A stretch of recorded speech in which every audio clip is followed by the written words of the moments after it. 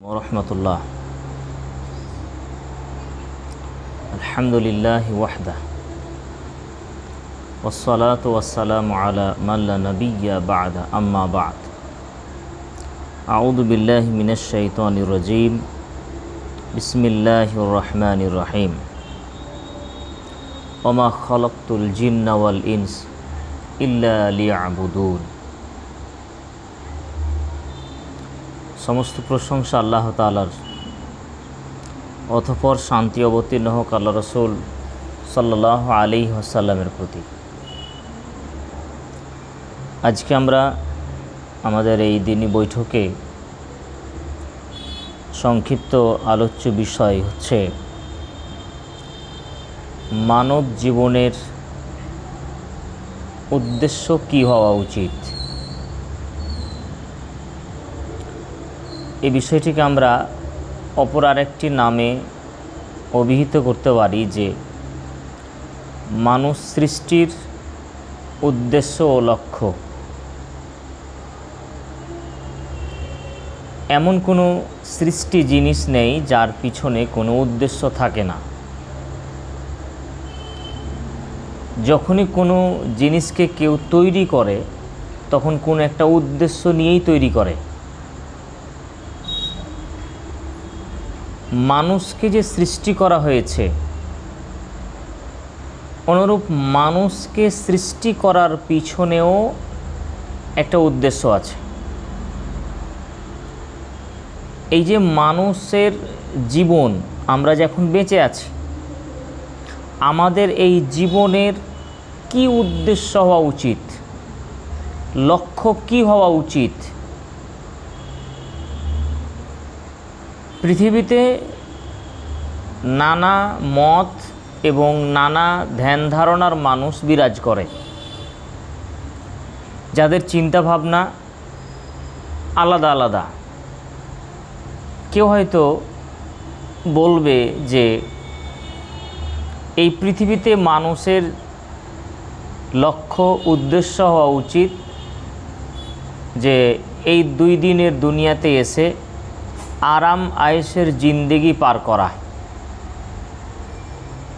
কেউ হয়তো বলবে যে আমার লক্ষ্য উদ্দেশ্য হচ্ছে যশ বা খ্যাতি অর্জন করা, যাতে মানুষের মুখে মুখে আমার নাম ছড়িয়ে থাকে, আমি একজন পপুলার মানুষ হব, বিখ্যাত মানুষ হব এবং মানুষ সবাই আমাকে চিনবে, জানবে। আবার কেউ হয়তো বলবে যে আমার উদ্দেশ্য হচ্ছে এই পৃথিবীতে বড় এমন এক ব্যক্তিত্ব হওয়া যার অনেক বেশি অর্থ সম্পদ থাকবে, আর আমি আমার অর্থ সম্পদ দিয়েই পরিচিতি লাভ করব। কেউ অপর দিকে ভাববে যে আমি একজন ভালো শিক্ষাবিদ হব বা আর কিছু। এইভাবে দুনিয়ার হাজার মানুষের মনে হাজার রকমের উদ্দেশ্য বিরাজ করে। কারোর সাথে কারো উদ্দেশ্য মিল হতে পারে, অমিল হতে পারে। তবে যতগুলো উদ্দেশ্য আমরা এই দুনিয়াতে আমাদের মাঝে লালন করি, আমরা নিয়ে থাকি, কোনো উদ্দেশ্যই কিন্তু সাধারণত আমাদের এই দৈনন্দিন জীবনের এই উদ্দেশ্যগুলো স্থায়ী উদ্দেশ্য নয়, এগুলো অস্থায়ী। একজন মানুষ গত হয়ে গেছেন পৃথিবীতে, ধরে নেন কোনো একজন সেলিব্রিটি যাকে পৃথিবীর সব মানুষ চিনত, জানত, এখন সে পৃথিবীতে আর নেই। তাহলে তার যে উদ্দেশ্যটা যে তাকে সারা পৃথিবীর মানুষ জানুক, চিনুক, তার মরার সাথে সাথে ওটা শেষ হয়ে গেছে। যেই লোকটা চেয়েছিল যে আমি আমার অর্থ সম্পদ দিয়ে প্রতিপত্ত ক্ষমতা অর্জন করব, ধরে নেন ফেরাউনের কথা, সে বিশাল রাজা, তার অর্থ সম্পদ যথেষ্ট, তার ক্ষমতা স্বৈরাচারী অনেক, তার বিরুদ্ধে দাঁড়ানোর মতন লোক ছিল না, এত বড় স্বৈরাচারী বাদশাহ। কিন্তু তার যে উদ্দেশ্য তার ওই মৃত্যু পর্যন্ত, যখন মারা গেল সব কিছুই পড়ে থাকলো, সে ডুবে মারা গেল। তাহলে আমরা এখন বেঁচে থাকাকালীন আমাদের জীবনের জন্য যে উদ্দেশ্যগুলো করছি, বাড়ি গাড়ি, অর্থ সম্পদ, চাকরি, যশ খ্যাতি, প্রতিপত্তি, ক্ষমতা অর্জন, এই যে যাবতীয় এই সব মানুষ যেগুলো চায়, মানুষ যার পিছনে ছুটে, যা মানুষের জীবনের লক্ষ্য হয়ে দাঁড়ায়, এগুলো সব কিন্তু অস্থায়ী, চিরস্থায়ী নয়। তাহলে এমন কি উদ্দেশ্য হওয়া উচিত নয় যে উদ্দেশ্যটা চিরস্থায়ী হবে, যা কখনো শেষ হবার নয়? এমন কিছু লক্ষ্যর দিকে কি এগিয়ে যাওয়া যায় না? এমন কিছু পাওয়া, এমন কিছু চাহিদার দিকে কি আমাদের যাওয়া উচিত নয় যেই চাহিদাটা, যে পাওনাটা কখনোই শেষ হবার নয়?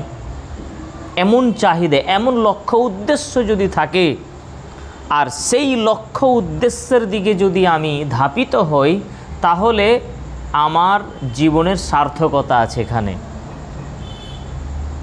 এখন একটা উদাহরণ আমি পেশ করব যে আমরা বহু মানুষ কিন্তু পৃথিবীতে উদ্দেশ্যহীন হয়ে চলে।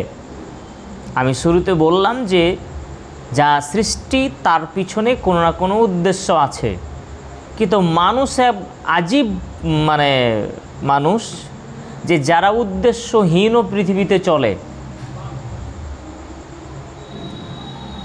এই উদ্দেশ্যহীনভাবে চলাফেরা করা মানুষেরা কখনো সুপ্রতিষ্ঠিত বা সফল ব্যক্তি হতে পারে না। যার জীবনের লক্ষ্য নেই সে কখনো তার চূড়ান্ত সফলতার পর্যায়ে পৌঁছাতে পারবে না। লক্ষ্য থাকলে সে যেতে পারে, আর যার জীবনের লক্ষ্য নেই, খাওয়া দাওয়া করে, ঘুমায়, পেশাব পায়খানা করে দিনরাত কাটায়, তাহলে এই লোকটা কোন জায়গায় শেষে পৌঁছাবে ও নিজেও জানে না। তাহলে আমাদের জীবনের একটা লক্ষ্য উদ্দেশ্য থাকা উচিত, এবং আছেও হয়তো। এখন কথা হচ্ছে যে আমরা কি জানি আমার জীবনের প্রকৃত উদ্দেশ্য কি হওয়া উচিত? এমন কোন লক্ষ্য বা উদ্দেশ্য আমি আমার ভিতরে লালন করব, যেই লক্ষ্য এবং উদ্দেশ্যর দিকে আমার জীবনকে আমি নিয়ে যাব? এটা কোন সে লক্ষ্য উদ্দেশ্য?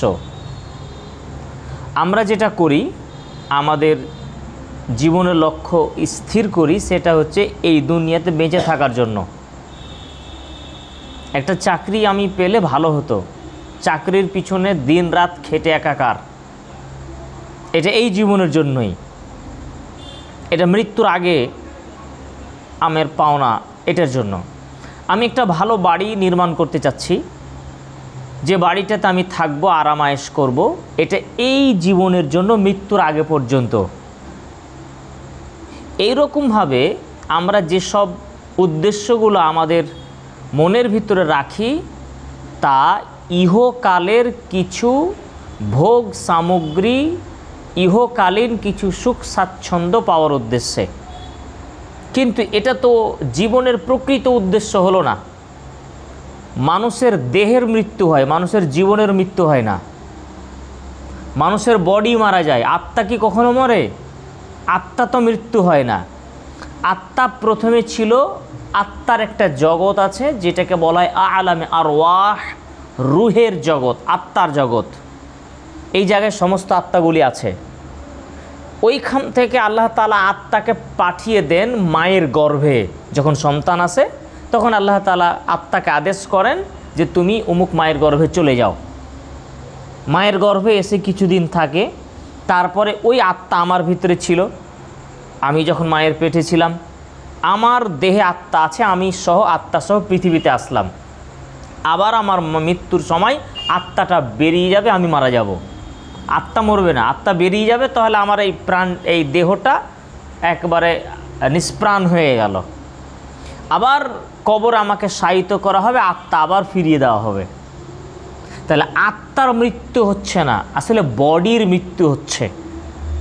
তাহলে এই আত্মা যেখানে চিরস্থায়ীভাবে থাকবে, আত্মা যেখানে চিরস্থায়ীভাবে থাকতে বাধ্য, ওই জায়গাতে আত্মাকে নিয়ে যাওয়াটাই আমার জীবনের মূল লক্ষ্য। আত্মাটাই জীবন। তাহলে আমার জীবনের মূল লক্ষ্য হচ্ছে আমার আত্মাকে আমি কোথায় রাখতে চাচ্ছি, কোথায় রাখতে চাই। এটা আমরা অনেকেই অনুধাবন করার চেষ্টা করি না। পৃথিবীতে এসেছি, কিন্তু আবার আত্মা যে আমার ফিরে যাবে, তো যেই জায়গায় ফিরে যাবে কোথায় যাব? একজন মানুষকে আপনি যদি জিজ্ঞাসা করেন যে ভাই আপনি কোথায় যাবেন, তো তার উত্তর যদি হয় যে আমি জানি না, আবার বলছেন যে আপনি কোথা থেকে এসেছেন, আমি জানি না। কেন এসেছেন, আমি জানি না। কোথায় যাওয়ার ইচ্ছা আছে, জানি না। এই লোকটা কি স্বাভাবিক মানুষ? নিশ্চয়ই স্বাভাবিক নয়। আমরা বলবো সে পাগল। যে উদ্দেশ্য ছাড়া চলে, কোথায় আছে, কোথায় যাবে, কোথা থেকে এসেছে, কেন যাবে, কেন এসেছে, যদি একটা মানুষ না জানে তো পাগল। আমাকে যদি এখন প্রশ্ন করা হয় আপনি এখানে কেন এসেছেন, আমি যদি বলি জানি না। আপনি কি করতে এসেছেন, তো আমি জানি না, তা আপনি বলবেন যে আপনি আসলেই পাগল, স্বাভাবিক মানুষ নয়। এখন মানুষকে, আমাদের মতো অনেক মানুষ যারা আমরা জ্ঞানীগুণী মানুষ, আমাদের বিদ্যা বুদ্ধি আছে, অনেককে তারপরেও যদি জিজ্ঞাসা করা যায় ভাই আপনি কোথা থেকে পৃথিবীতে এসেছেন, কোথা থেকে পৃথিবীতে এসেছেন, অনেকের উত্তর না, জানি না। কোথা থেকে এসেছে সে জানে না। কেন পৃথিবীতে এসেছেন আপনি, তার উত্তরটা কি অনেকের কাছেই অজানা, যে আমি কেন এসেছি, আপনাকে কে পাঠিয়েছে এখানে, অনেকের উত্তর জানা নেই। কেন পাঠিয়েছে পৃথিবীতে? শুধু কি পৃথিবীতে খাওয়া দাওয়া, ঘুমানো, রং তামাশা করতে পাঠানো হয়েছে? না, নিশ্চয়ই নয়। তাহলে কেন পাঠানো হলো, উদ্দেশ্য জানি না। আচ্ছা, এই পৃথিবীতে যে আছেন, এই পৃথিবী ছেড়ে আপনাকে তো একদিন যেতে হবে। আপনি যাবেন কোথায়, আপনার যাওয়ার জায়গাটা কোথায়? অনেকের উত্তর জানি না। অনেকের উত্তর হয়তো আমরা জানি, কিন্তু অনেকেই জানে না। তাহলে যেসব মানুষেরা এই উত্তরগুলো জানে না, না না না, যাদের উত্তর, তারা তো স্বাভাবিক মানুষ নয়। তাহলে তারা তো পাগল এক ধরনের, তারা তো এক ধরনের পাগল। তবে তারা কিন্তু দুনিয়াবি পাগল নয়, তারা দিনের বিষয়ে, এই জীবনের বিষয়ে আসলে তারা পাগল। দুনিয়াতে সবই বুঝে, 5 টাকাকে কখনো 10 টাকা বলে না, 2 টাকাই বলে। মাছ দিয়ে ভাত খেলে সে কাঁটা ফেলে খায়, বুদ্ধিবিদ্যা আছে। তাহলে সে তো পাগল নয়। তাহলে পাগল কোথায়? জীবনের উদ্দেশ্য ঠিক করতে এখানে পাগল।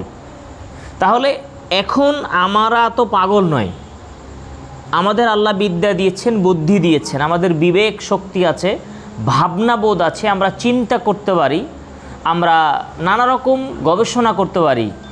যারা আমরা চিন্তা চেতনা করতে পারি, ভাবতে পারি, তাদেরকে যদি এখন জিজ্ঞাসা করা হয় যে আপনার এই জীবনের লাস্ট ফিনিশিংটা কোথায়, আপনার জীবনের সর্বশেষ গন্তব্যস্থল কোথায়, আপনি কোথায় যেতে চাচ্ছেন, আপনার জীবনের মূল লক্ষ্য কি হওয়া উচিত, যদি আমরা এটার উত্তর জানতে পারি এবং আমরা ওই জীবনের গন্তব্যস্থলে যাওয়ার জন্য প্রস্তুতি গ্রহণ করতে পারি, তাহলে আমরা হব সুপণ্ডিত মানুষ, আমরা হচ্ছি সর্বশ্রেষ্ঠ মানুষ। আর যদি আমরা এমনটা হই যে আমরা জানি না যে আমরা কোথায় যাব, কেন এসেছি, কি করতে এসেছি, তাহলে পরে আমরা ওই অস্বাভাবিক মানুষদের দলে পড়ব। এখন বুঝতে পারলাম প্রথম আলোচনায়, ভূমিকায়, যে তাহলে আমাদের জীবনের একটা উদ্দেশ্য ঠিক করতে হবে, আমাদের জীবনের একটা উদ্দেশ্য ফিট করা লাগবে যে আমরা কোথায় যেতে চাই। এখন আমি কি করে বুঝবো যে আমার জীবনের জন্য কোনটা ভালো আর কোনটা আমার জীবনের জন্য ঠিক করা উচিত? কে এটা বলবে আমাকে যে তুমি তোমার জীবনকে এই জায়গায় নিয়ে যাও? এটা কে আমাকে বলে দিবে? আমার জীবনকে আমি কোথায় নিয়ে গেলে আমার জীবনের সেফটি আছে, আমার আত্মা আত্মাকে আমি কোথায় রাখতে পারলে আমার আত্মার শান্তি আছে, কোথায় রাখবো এটা আমাকে কে বলে দিবে? সাধারণ কথায় আমরা যখন কোনো একটা যন্ত্র ব্যবহার করি তখন এই যন্ত্রটা কিভাবে ইউজ করলে ভালো থাকবে আর কিভাবে ইউজ করলে নষ্ট হয়ে যাবে যন্ত্রের আবিষ্কর্তাই ভালো বলতে পারবে, তাই না? যে যন্ত্র তৈরি করেছে সে কিন্তু আপনাকে গাইডলাইন দিয়ে দিবে যে এটাকে এই রকম করলে এটা নষ্ট হয়ে যাবে, এটাকে এইভাবে ইউজ করতে হয়।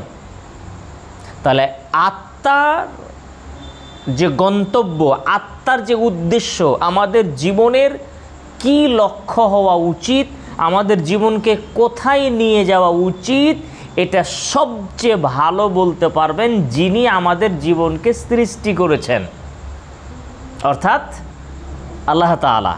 আল্লাহ আমাকে বলে দিবেন যে তোমাদের জীবনকে তোমরা এখানে নিয়ে যাও, তোমাদের আত্মাকে এখানে নিয়ে যাও। তাহলে আল্লাহ আমাদেরকে বলবেন, আমাদের আত্মার স্রষ্টা, আমাদের জীবনের স্রষ্টা আমাকে বলবেন যে তোমরা তোমাদের জীবনের লক্ষ্যকে এখানে ফিট করো, এই জায়গাতে নিয়ে যাও। যারা আমরা স্যার, টিচার, যখন আমরা লেখাপড়া করাই আমরা ছাত্রটাকে জিজ্ঞাসা করি, এই তুমি কি হবা? তখন কেউ বলে মাস্টার হব, কেউ বলে আমি ডাক্তার হব, আর কিছু হব। তখন আমরা তার সাবজেক্ট অনুযায়ী সে যাতে তার গন্তব্যে পৌঁছাতে পারে তখন তাকে গাইড দেওয়া হয়, এই সিলেবাসগুলো তুমি পড়ো, তাহলে মেডিকেলের চান্স হওয়ার সম্ভাবনা আছে। এই যে তাকে একটা গাইড দেওয়া হচ্ছে শিক্ষকের পক্ষ থেকে, আল্লাহ সুবহানাহু ওয়া তাআলা আমাদের জীবনকে তার গন্তব্যস্থলে পৌঁছানোর জন্য আল্লাহ সুবহানাহু ওয়া তাআলা এই রকমভাবে অনেক রকম গাইডলাইন আমাদেরকে দিয়েছেন। এখন তাহলে আমাদের জীবনের উদ্দেশ্য, মৌলিক লক্ষ্য কি হবে এটা বলবেন আমাদের জীবনের স্রষ্টা আল্লাহ তাআলা। তিনি কি বলেছেন? হ্যাঁ বলেছেন। আমাদের জীবনের কি কর্তব্য, কোথায় আমরা নিয়ে যাব, এইটা আল্লাহ তাআলা আমাদেরকে বলছেন। আল্লাহ তাআলা আমাদের জীবনের জন্য বলছেন যে সূরা জারিয়াত, কোরআনুল কারীমের 51 নম্বর সূরার 56 নম্বর আয়াতে আল্লাহ বলছেন, ওয়ামা খলাকতুল জিন্না ওয়াল ইনস ইল্লা লিয়াবুদুন, আমি মানুষ এবং জিনকে সৃষ্টি করেছি একমাত্র আমারই ইবাদত করার জন্য। তাহলে আমাকে সৃষ্টি করার পিছনে আল্লাহ তাআলার যে উদ্দেশ্য, মানে আমার জীবনের যে কর্ম, আমার জীবনের যে লক্ষ্য হওয়া উচিত তা হচ্ছে আল্লাহ তাআলার ইবাদত করা, দাসত্ব করা। এই আল্লাহ তাআলার দাসত্বের মাধ্যমেই আমার আত্মার সফলতা আছে। আল্লাহ তাআলার দাসত্ব করার মাধ্যমে আমার জীবনের প্রকৃত সফলতা আছে। এটা নিয়ে আর একটা লেকচার আমি পরবর্তীতে আপনাদের সামনে দেব যে আসলে প্রকৃত সফল ব্যক্তি কে সাকসেসফুল পারসন এই পৃথিবীতে। আমরা মানুষকে অনেক সময় বলি যে লোকটা সফল হয়েছে তার ব্যবসায়, একজন মানুষ কোটি টাকা উপার্জন করেছে, আমরা তাকে সমাজের সফল ব্যক্তি নামে জানি। কোনো একজন ব্যক্তি ভালো জব করে, চাকরি করে, আমরা তাকে সফল নামেই জানি। কিন্তু আসলে প্রকৃত সফল ব্যক্তি কে, এটা নিয়ে আমরা আর একটা লেকচার আপনাদের সামনে দিব ইনশাআল্লাহ।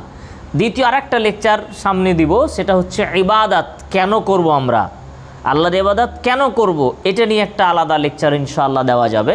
তবে আজকে যেটা বলতে চাচ্ছি যে এই জীবনের মূল লক্ষ্য কি হবে আমাদের, তাহলে মূল লক্ষ্য কি হবে এটা বলছেন আল্লাহ তাআলা যে তোমাদের এই জীবনের লক্ষ্য হবে আল্লাহর ইবাদত করা।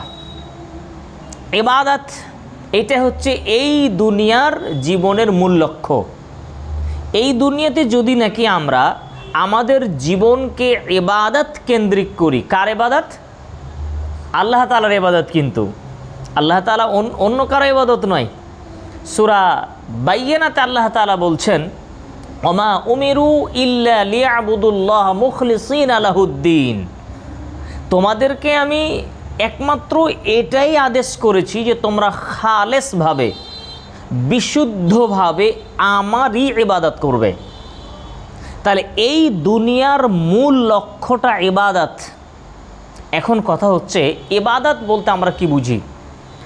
এটা নিয়ে বিস্তারিত আলোচনা করব, শুধু আজকের আলোচনাকে বুঝার সুবিধার্থে বলছি যে ইবাদত মানে কতকগুলো আনুষ্ঠানিকভাবে এই নিয়ম নীতি পালন করার নাম নয়। আমরা অনেকে মনে করি যে নামাজ পড়লাম, রোজা রাখলাম, কিছু দান করলাম, ঈদের কুরবানি করলাম, আর কিছু করলাম, ইবাদত কমপ্লিট।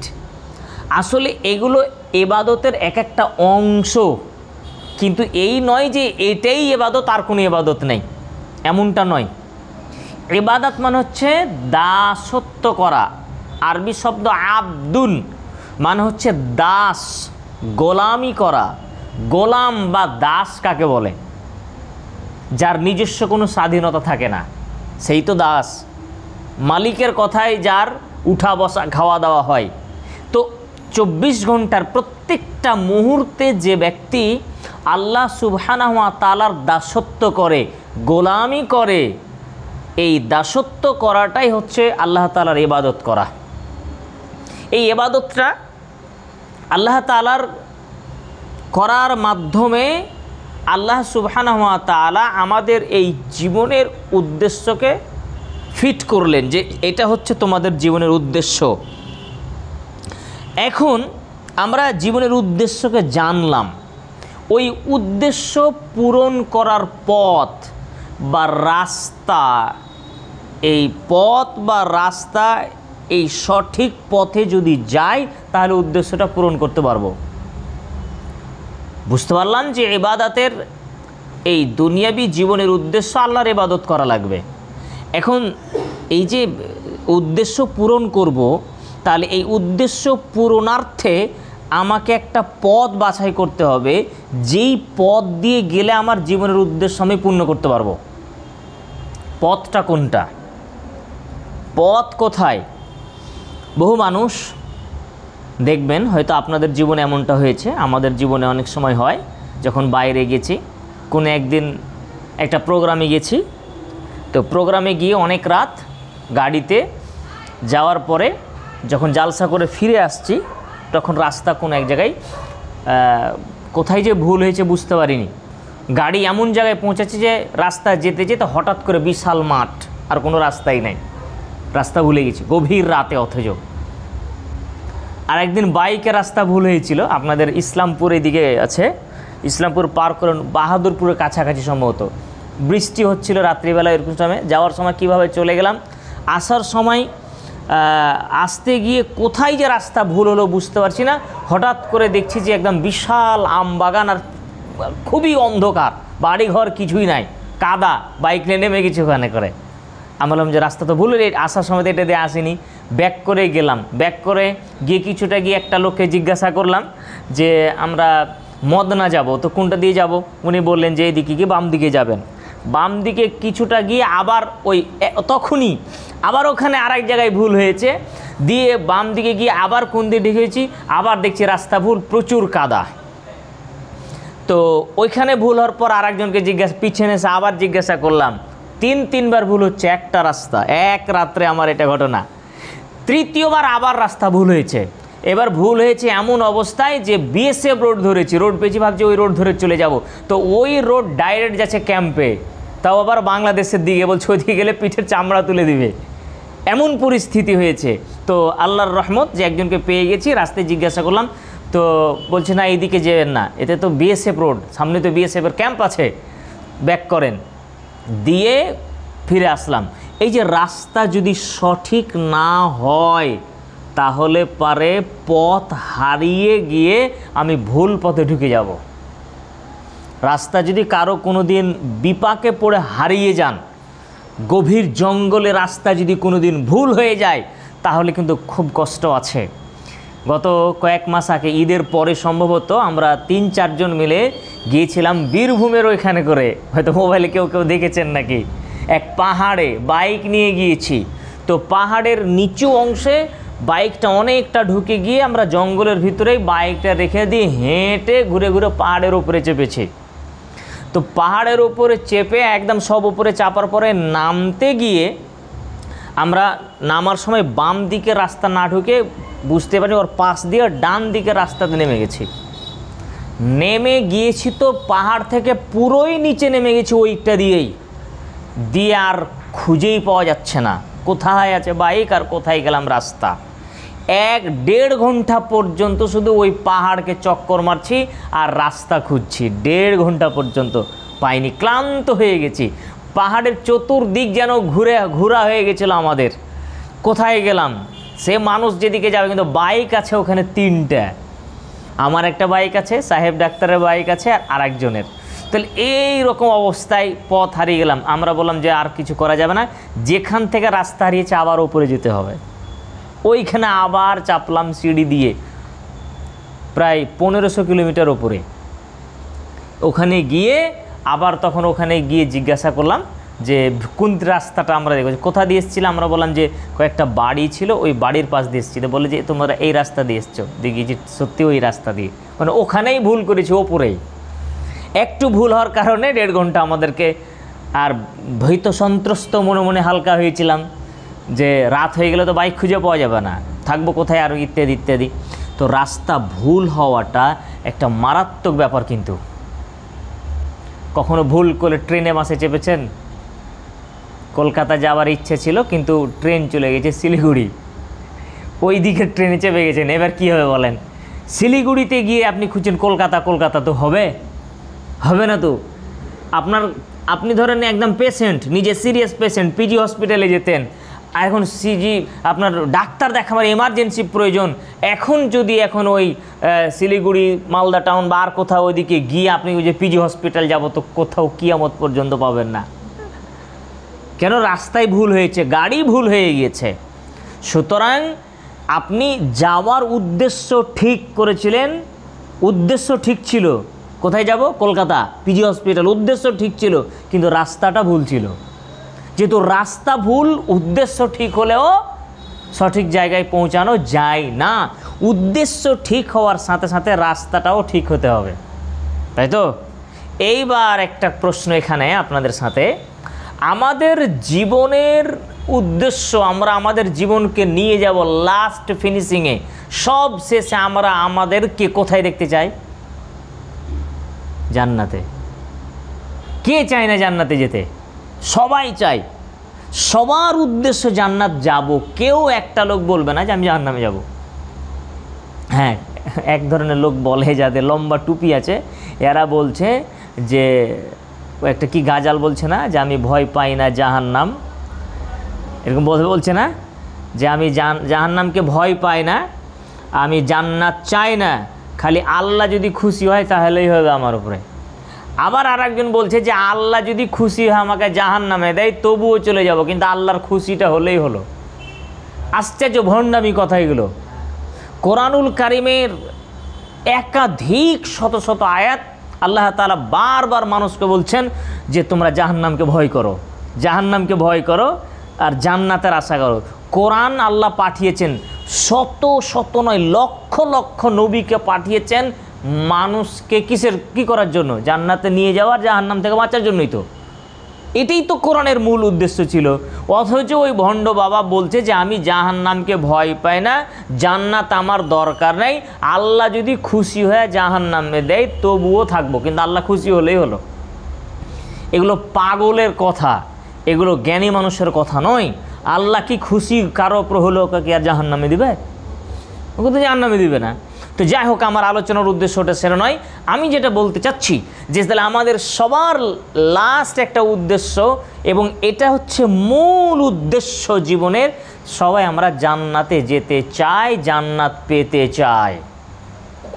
উদ্দেশ্য সবার ঠিক আছে, এটা বাস্তব কথা। এখন উদ্দেশ্য ঠিক থাকলেই যে আমি পৌঁছে যাব তা তো নয়। ওই যে শুরুতে একটা কথা বললাম, উদ্দেশ্য ঠিক হওয়ার সাথে সাথে রাস্তাও ঠিক থাকতে হবে, তা নাহলে ভুল গাড়িতে চেপে পড়লে, রাস্তা ভুল হলে সঠিক জায়গায় পৌঁছাতে পারবো না। উদ্দেশ্য আছে জান্নাতে যাব, কিন্তু রাস্তাটা যে জাহান্নামের হয়ে গেছে, রাস্তাটা জাহান্নামের হয়ে গিয়েছে, তো তো রাস্তা যদি জাহান্নামের রাস্তা ধরে নিই আর ভাবছি যে আমি জান্নাতে যাব, তাহলে এটা কখনোই যাওয়া সম্ভব নয়।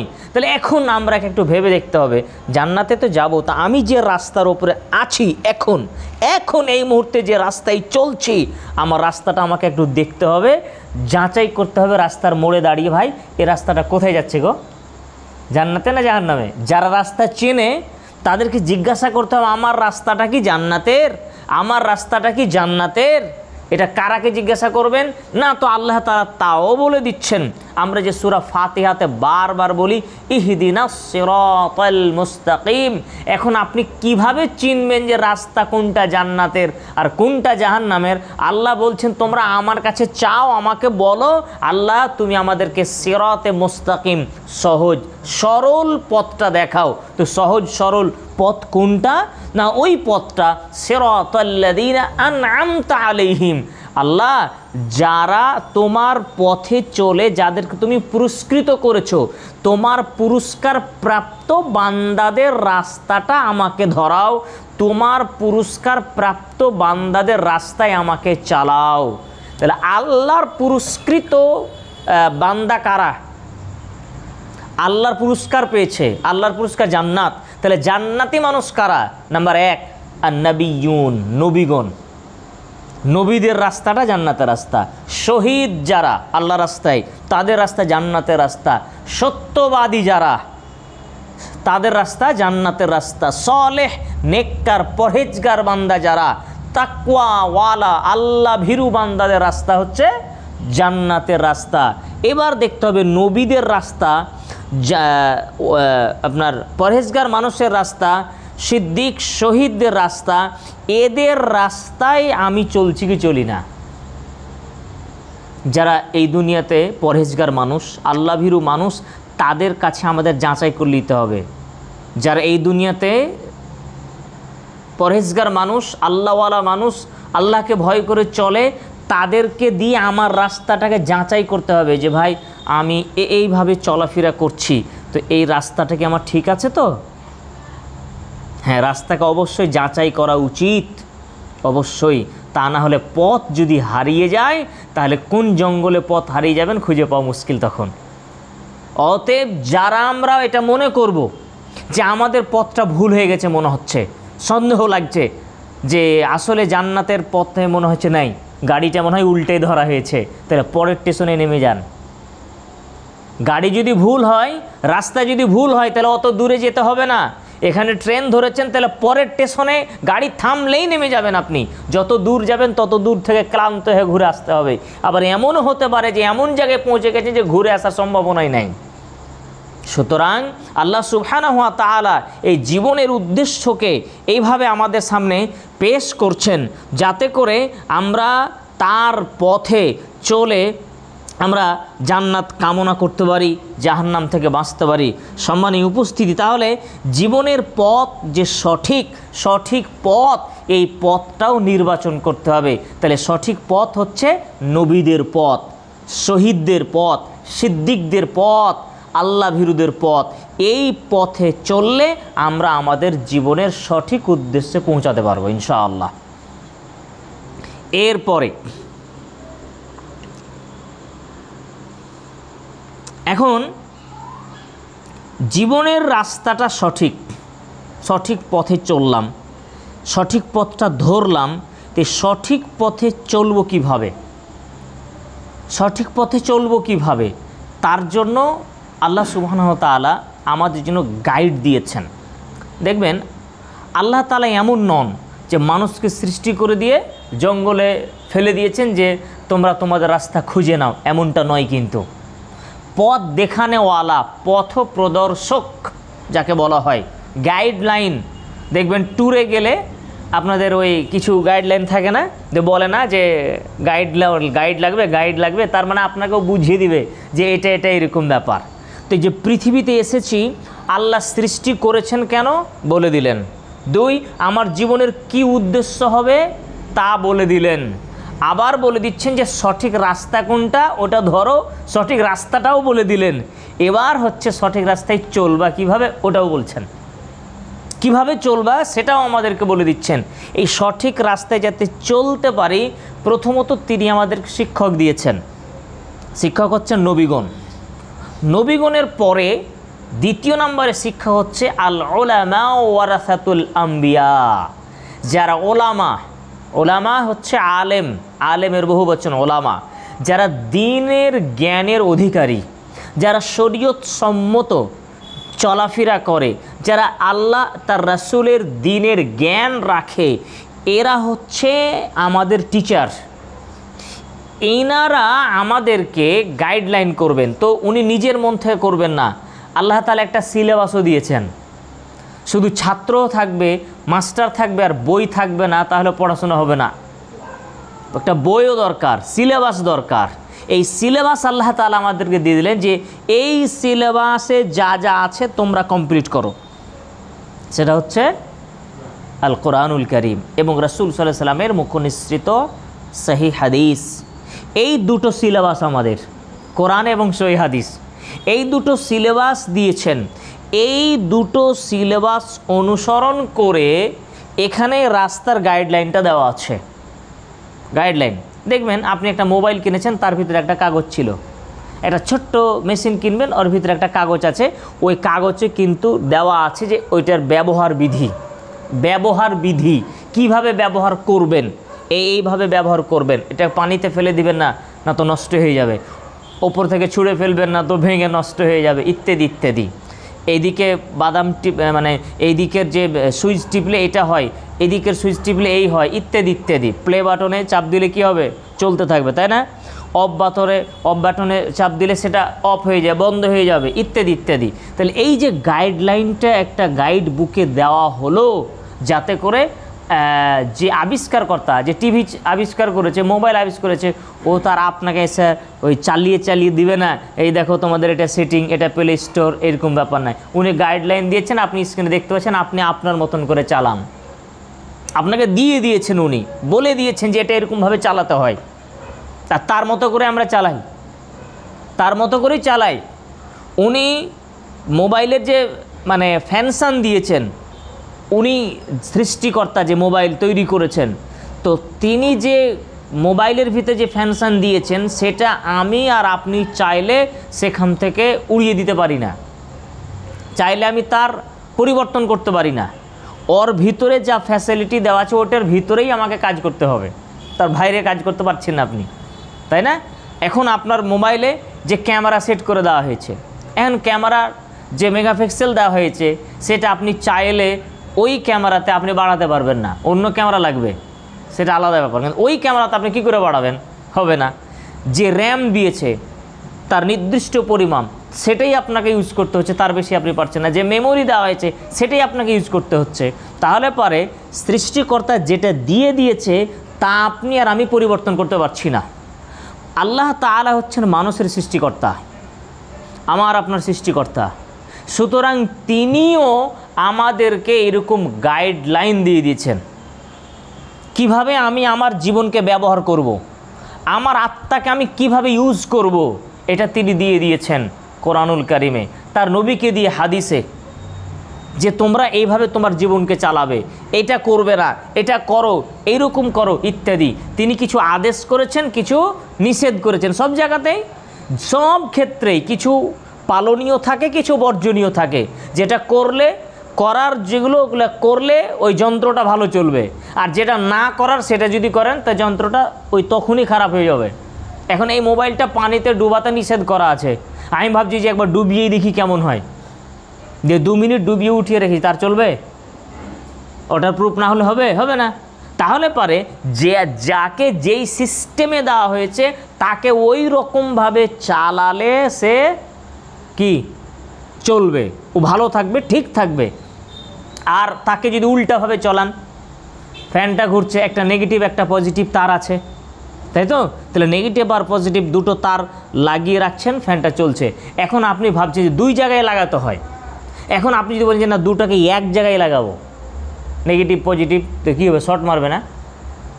এক পর্যায়ে কয়েল কেটে যেতে পারে, ফোন আপনার বোর্ডের ফিউজ উড়ে যেতে পারে। ব্যতিক্রম করলে তারও ব্যতিক্রম ঘটবে, এটা স্বাভাবিক কথা, ব্যতিক্রম করলেই ব্যতিক্রম ঘটবে।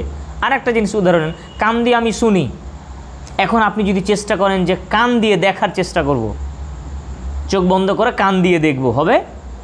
এবার দেখেন তো হয় কি না? কখনোই হবে না। কান বন্ধ করে চোখ দিয়ে আমি দেখি, কিন্তু চোখ দিয়ে যদি কেউ শোনার চেষ্টা করে তাহলে কি হবে? হবে না, কারণ এই ক্ষমতা আমার কাছে নেই, ওই ফ্যাসিলিটি আমাকে দিয়ে তৈরি করা হয়নি যে আমি একটাকে বন্ধ করে অপরটা দিয়ে কিছু করব। তাহলে আমার বডির ফাংশন কার হাতে? যিনি আমার বডি সৃষ্টি করেছেন, আল্লাহ তাআলা। তাহলে এই আমার আত্মার যে ফাংশন, আমার আত্মা কিভাবে চলবে এটাও চালাবেন আল্লাহ তাআলার হুকুমে, তাই না? এখন আমি যদি আমার শরীর যেমনটা চলতে চাই তার বিপরীতটা যদি চালাই, বিপরীত চালাই মানে পা দিয়ে হাঁটি, আজকে সকাল থেকে আমরা হাতে হাঁটবো, মানে উল্টা করে হাঁটবো, তাহলে কি হবে বলেন? কতক্ষণ চলবেন আপনি? কয় মিনিট চলবেন? চলা সম্ভব? নিশ্চয়ই সম্ভব নয়। আপনার হাত ভেঙে যাবে, এটা স্বাভাবিক কথা, হাত ভেঙে যাবে, বাস্তব এটা। তাহলে যার ব্যবহার বিধি যেমন হওয়া উচিত তাকে সেইভাবেই ব্যবহার করতে হবে। এটা বোঝানোর জন্য এতগুলো উদাহরণ দিলাম আপনাকে।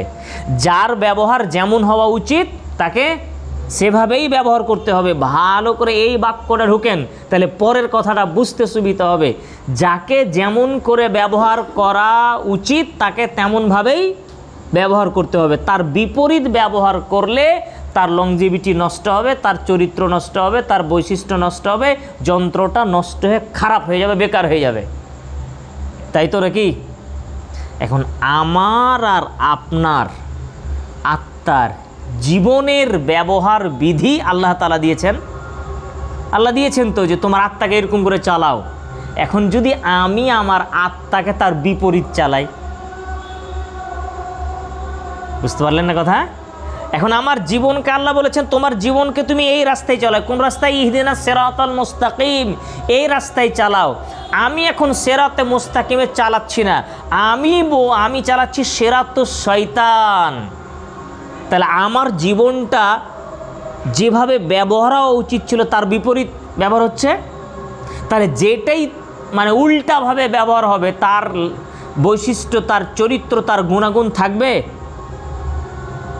অটোমেটিকলি নষ্ট হবেই তো, স্বাভাবিক ব্যাপার। আমার জীবনকে যেভাবে আল্লাহ ব্যবহার করতে বললেন আমি যদি সেইভাবে ব্যবহার না করি তাহলে ওই জীবনটা একেবারে বেকার, ওই জীবন নষ্ট, ওই জীবন ধ্বংস, ওই জীবন একেবারে বিফলে চলে গেছে না। হাজার হাজার মানুষ তার জীবনকে আল্লাহ তাআলা যেভাবে চালাতে বলেছেন সেভাবে চালায়নি, বিধায় তার জীবন নষ্ট হয়ে গিয়েছে, তাই তো নাকি? তাহলে এই যে জীবনের উদ্দেশ্য আল্লাহ তাআলা বলে দিলেন, এখন ওই উদ্দেশ্যে যদি আমার জীবনকে চালাতে পারি তাহলে আমার জীবন ঠিক আছে, আমার জীবন ঠিক থাকবে, জীবনে শান্তি পেতে পারবো। জীবনের উদ্দেশ্য ঠিক থাকলে, জীবনের কর্ম ঠিক থাকলে, জীবনের রাস্তা ঠিক থাকলে ওই জীবনটা সেভ আছে। আর যদি ওই জীবনের চরিত্র, ওই জীবনের উদ্দেশ্য ঠিক না রাখি, ওই জীবনের ব্যবহার বিধি ঠিক না রাখি তাহলে আমার জীবন বেকার, স্বাভাবিক কথা, বেকার। সম্মানীয় উপস্থিতি, সুতরাং আমরা জ্ঞানী মানুষ, আমাদের বিবেক বুদ্ধি আছে, আমরা জীবনকে কিভাবে চালাতে হয় এটা আল্লাহ তাআলা বলে দিয়েছেন। আর তার কথা অনুযায়ী যদি জীবন চালায় ইনশাআল্লাহ আমরা ইহ জগতে পরজগতে উভয় জগতে সফলতা অর্জন করব ইনশাআল্লাহ। আর যদি তার বিধান, তার কথা মতো আমাদের জীবনকে না চালাই তাহলে পরে ইহ জগতেও আমার জীবন ধ্বংস, আর পরকালে তো ধ্বংস হবেই, বিশাল বড় ক্ষতির সম্মুখীন হতে হবে আমাকে। সুতরাং প্রস্তুতি নিতে হবে তাহলে আমাদেরকে যে আমরা যেন আমাদের জীবনকে কুপথে, বিপথে, উল্টো পথে, শয়তানের পথে না নিয়ে যাই। শুধু আমি আর আপনি নয়, আমার আপনার সংস্পর্শে যারা আছে, আমাদের আহাল, আমাদের পরিবার, আমাদের সন্তানাদি, আমাদের ভাই বোন, আমাদের আত্মীয়, তাদেরকেও আমরা এই উপদেশ বলি দিব যে ভাই বোন, মা মাসি, হে আমার প্রিয় বৎস, আমার ছেলে, শোনো, তোমার জীবনকে আল্লাহ তাআলার পথে চালাও, তাহলেই তুমি তোমার সঠিক পথে জীবনকে চালাতে পারবে। তা না হলে তুমি যদি তোমার জীবনকে উল্টো পথে নিয়ে যাও, তাহলে তোমার জন্য মহা শাস্তি অপেক্ষা করছে। সম্মানীয় উপস্থিতি, শেষে একটা উদাহরণ দিয়ে আলোচনার সমাপনী টেনে নিচ্ছি। যে ধরুন যে আমি এই মোবাইলটা তৈরি করলাম, এই মোবাইলের তৈরি করার পিছনে আমার একটা উদ্দেশ্য ছিল। এই মোবাইলে আমি কল করব, কল রিসিভ করব, অডিও চালাবো, ভিডিও চালাবো, ক্যামেরায় ছবি ক্যাপচার করব, ভিডিওটা আপলোড করব বা ভিডিও শুটিং করব, ইত্যাদি ইত্যাদি। মোবাইলের যা কাজ তা আমি করব। মোবাইলটা তৈরি করার পরে আমি ফোন কল করছি তো ফোন যায় না, কারো কল আসছে তো রিসিভ করছি তো রিসিভ হচ্ছে না, ছবি করছি তো ক্যামেরা আসছে অনই হচ্ছে না, ইউটিউব চলছে না, ফেসবুক ওপেন হচ্ছে না, মোবাইলের যে ফ্যানসাম কিছুই হচ্ছে না। ধরে নেন আপনি কী করবেন? মোবাইলটাকে এক হসপিটালে নিয়ে যাবো, মোবাইলের হসপিটালে ডাক্তারকে দেখিয়ে বলবো যে ভাই দেখেন তো আমার মোবাইলের কী অসুখ। মোবাইলে ডাক্তার বলল যে আর কিছুই নেই তো, ভিতরে আইসি পুড়ে গেছে, আরও ইত্যাদিতে নষ্ট হয়ে গেছে, এটা আর চলবে না, নতুন লাগাতে হবে, আর ইত্যাদি। যদি নতুন লাগিয়ে ঠিক হয় তাহলে চালালাম, আর যদি নতুন লাগিয়ে ঠিক না হয় তাহলে এটার কি করতে হবে? দেখা গেলো যে এই মোবাইলটা ঠিকই হলো না, আর ভিতরে একেবারে নষ্ট হয়ে গেছে, এটা ঠিক হওয়ার আর অপশন নেই। তখন আপনি কি করবেন? এটাকে বাড়ি দিয়ে এসে ফেল দিবেন না? এটা তখন ওই যে আমাদের গ্রামগুলোতে হকাররা আছে, 10 টাকা দিয়ে 10-20 টাকা দিয়ে নেয়, এটা নিয়ে নেয়, অথবা আপনি ডাস্টবিনে ফেলে দিবেন। কভার, এটার আর দরকার নেই, কভার ডাস্টবিন আপনি ফেলে দিবেন। কেন ফেলে দিলেন? কারণ আপনি বা আমি যে উদ্দেশ্য নিয়ে মোবাইলটাকে তৈরি করেছি, ও আমার উদ্দেশ্য পূর্ণ করতে পারলো না, ও নষ্ট হয়ে গিয়েছে। এবার আসি, আমাকে আর আপনাকে আল্লাহ তাআলা এক মহৎ উদ্দেশ্য নিয়ে সৃষ্টি করেছেন, যেটা আল্লাহ তাআলা সূরা জারিয়াতের 56 নম্বর আয়াতে বললেন যে মানুষ তোমাকে তৈরি করলাম আমার ইবাদতের জন্য। এটা হচ্ছে আমাকে সৃষ্টি করার আল্লাহর উদ্দেশ্য।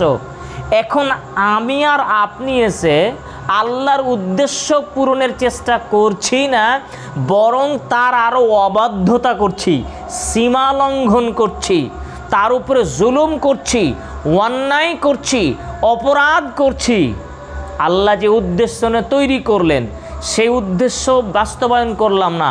আল্লাহ আমার মতো কোনো ডাক্তার পাঠালেন, দেখো এই এলাকার মানুষেরা এরা সব খারাপ হয়ে গেছে, তুমি একটু ডাক্তারি করে দাও। আমি কোন এক ভাষণে বললাম, শুনুন আপনাদের পথ ভুল হচ্ছে, এটা শিরক, এটা বিদআত, এটা পাপ, আপনারা ফিরে আসুন, আল্লাহর পথে ফিরে আসুন। কিন্তু ডাক্তারের পরামর্শ গ্রহণ করলেন না, তার মানে ভালো হলো না। যেটা যখন ভালো হলো না, সৎ পথে আসলো না, তাহলে এর ভিতর নষ্ট হয়ে গিয়েছে, পচে গিয়েছে।